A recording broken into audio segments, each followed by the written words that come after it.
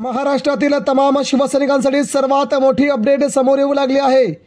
उद्धव साहेब आम्हाला पुन्हा शिवसेनेत घ्या। आमदारांची मातोश्री आणि उद्धव ठाकरेंकडे पुन्हा एका वर्षानंतर विनवणी। ठाकरेंच्या निर्णयाकडे तमाम महाराष्ट्राचे लक्ष। मित्रांनो, शिवसेना फोडली, राष्ट्रवादी काँग्रेस फोडला, परंतु शिवसेनेला मात्र कोणत्याही प्रकारची इजा झाली नाही। नेते गेले परंतु शिवसैनिक आहेत त्या जागेवरती आहेत। याचा खूप मोठा तोटा भाजपला सहन करावा लागलाय। वेगवेगळ्या सर्वेने देखील भाजपची झोप उडवली असताना सध्या महत्त्वाची बातमी समोर येऊ लागली आहे। शिवसेना खासदार विनायक राऊत यांनी सर्वात मोठा गौप्यस्फोट केला आहे।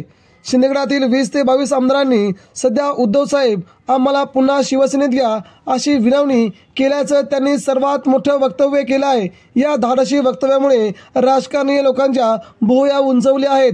उद्धव ठाकरे या निर्णयाकडे कशा प्रकारे पाहतात याकडे देखील सध्या राजकीय विश्लेषक बघत आहेत। मित्रांनो, म्हणजेच उद्धव ठाकरे सध्या राज्याच्या राजकारणामध्ये सर्वात मोठे केंद्रबिंदू बनून तयार होत आहेत आणि याच कारणामुळे सध्या शिवसेना उद्धव ठाकरेंकडे असलेले आमदार देखील सध्या अभिमानाने सांगत आहेत की आपण गद्दारी केली नाही, यातच आपण सर्वात मोठा विजय झाला आहोत।